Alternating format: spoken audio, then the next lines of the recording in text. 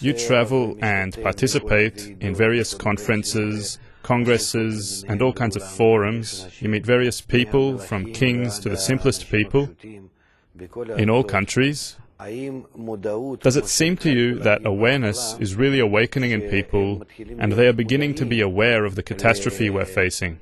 Do they realize that we need to transform human nature? Or do they think that it is enough to repair the flaws we cause nature through technology? Well, I can't say that very many people recognize the depths of change that is required, but many people are willing to change and are beginning to change. And I think it comes because wisdom has to grow also. So as people are beginning to change, perhaps they'll see that they have to go further. Not long ago, I participated at a conference on surveying what we call the culture of creatives. That's a new culture. They're trying to live responsibly.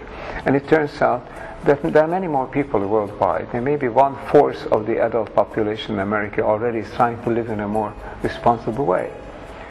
Over 1/3 of the Italian population, as we just found out in a survey they've been conducting. So it's very important to bring this just below the level of awareness. It's just important to bring it up to above the level of awareness, so that finally this kind of a movement can create a weight and can take off. It can spread. It needs to spread in the world. So it means that we essentially turn to the middle layer of society. We don't turn to those who are total failures, nor to the rich who have no concern for anything. Rather, we turn to these 2 or 3 billion people who on the one hand can face this problem, and on the other hand are ready to hear about change. What we talk about is a critical mass. You don't know how many people have to change for it to spread, but I'm sure that the work you are doing contributes to bringing about a critical mass. I just now come back from India, where I was living with a famous Indian leader who is convinced that maybe it takes 64,000 people in different parts of the world who will create a critical mass.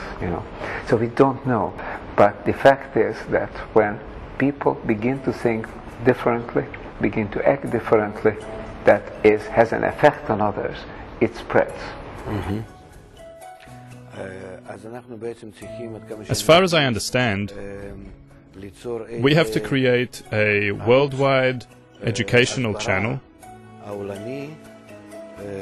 and try to reach every single person so as to guide this step-by-step, gradual and phased progress.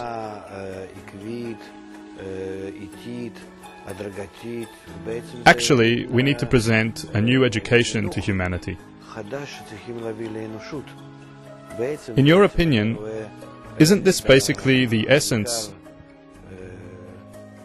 of our influence over the world that would bring it to correction? Isn't this raising of awareness dependent upon explanation and education? Yes, absolutely. Education and information.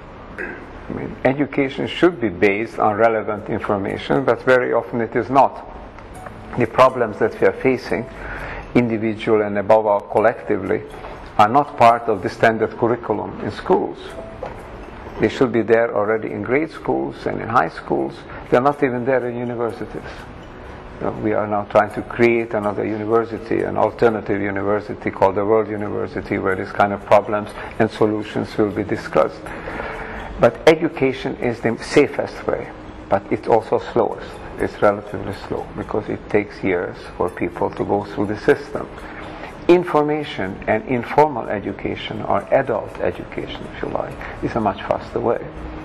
So I think here, using the internet, using all the modern telecommunications technologies, to talk to people, to discuss it with them, and to help them, not so much to educate them, but to enter into a dialogue with them so that we can learn from each other.